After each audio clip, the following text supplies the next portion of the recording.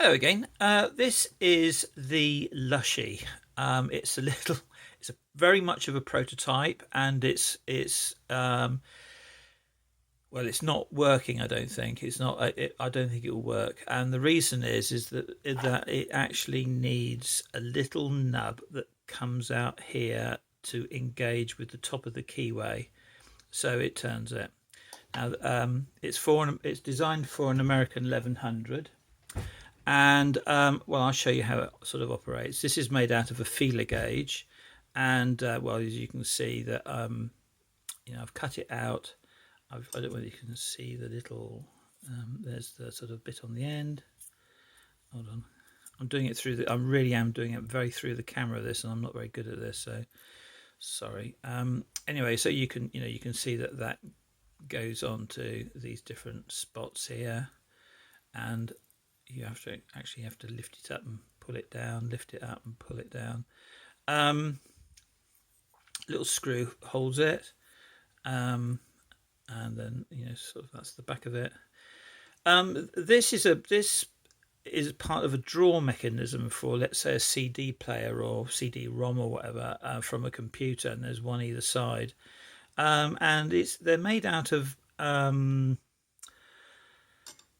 mild steel, I suppose. I mean, they're not aluminium, and I don't think they are anyway. It doesn't cut like Ali, and but they're not very strong. And so this little nub here is extremely important for turning the keyway, turning it in an American lock. They're designed for so this is the 1100 series. That's one of the locks that it sort of is that it's been modelled on, and so you can see that that I'll do that in a minute. I'm going to put it all together. So anyway, I've marked it out. These are the markings. I've got two lots of markings here. You probably can't see well. You can see there's this marking here, which is the radial marking, and then there's this marking in here, which is the straight up and down marking.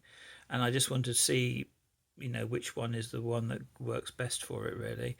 You can see there's a tiny little scratch mark on there, and that tiny little scratch mark is what I go with. So that would be for number 4. So 5. I've got it for 5 pins.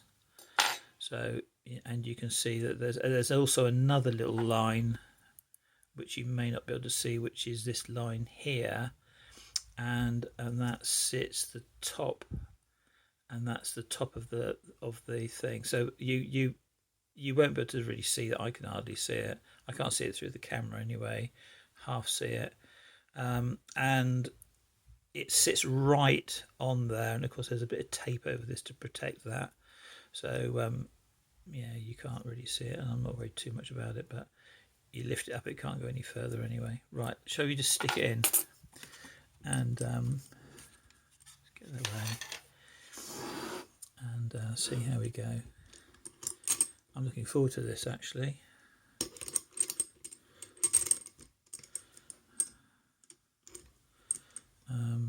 I'm almost absolutely sure, positive, that I'm not going to get it open. Yeah, so we need a little nub on there, and we need this. That's fine. It could be a tiny bit higher, and I'd like it to be back a bit, and I'd like another one to be here, and that's perfectly all right for turning, because I think anyway. Pull that back. I'm sort of doing it half through the camera, half looking. So let's see if you can. Oh, you can see that. Let's give it a go. I'm looking forward to this, actually. Right, now then, I'm doing this entirely through the camera, so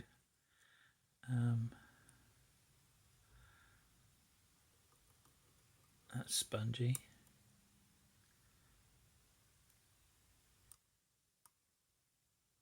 A tiny weeny little click out of that one.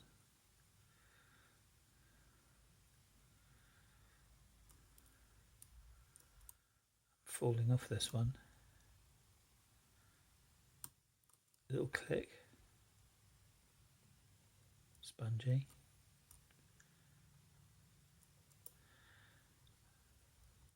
spongy.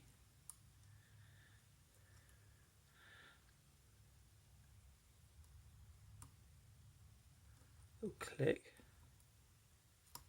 Oh, false set. Hey, well, that's good. Let's go back to number 5. It's a high one, number 5.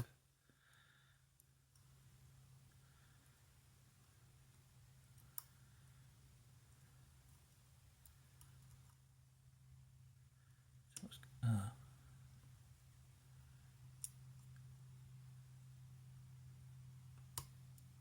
That's a click and a bit of movement. Oh my god, it could be a long video this. I'm getting excited.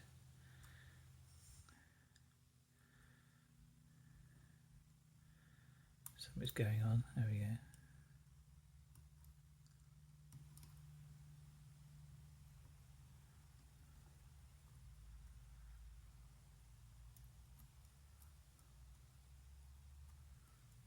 Keep falling off it.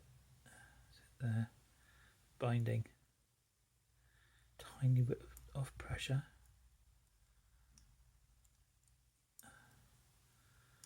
Nothing on. That's a so what that is actually, what cut that is.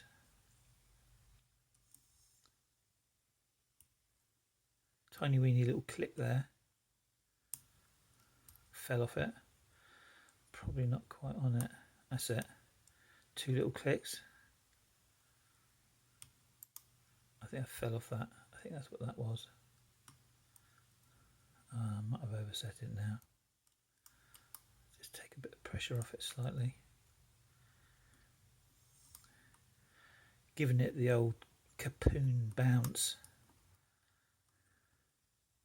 You get good feedback actually. You can actually feel the pins.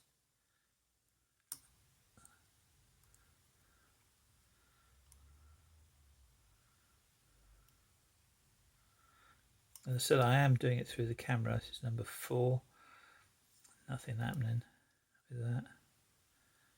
I'm too near the camera now and I can't, my eyes have gone.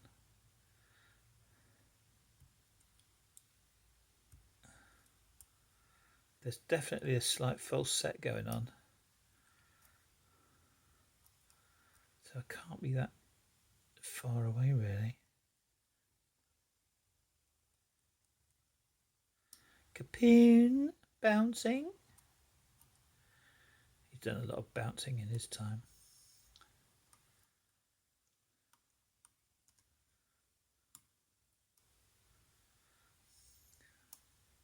Just going to roll it down a bit more.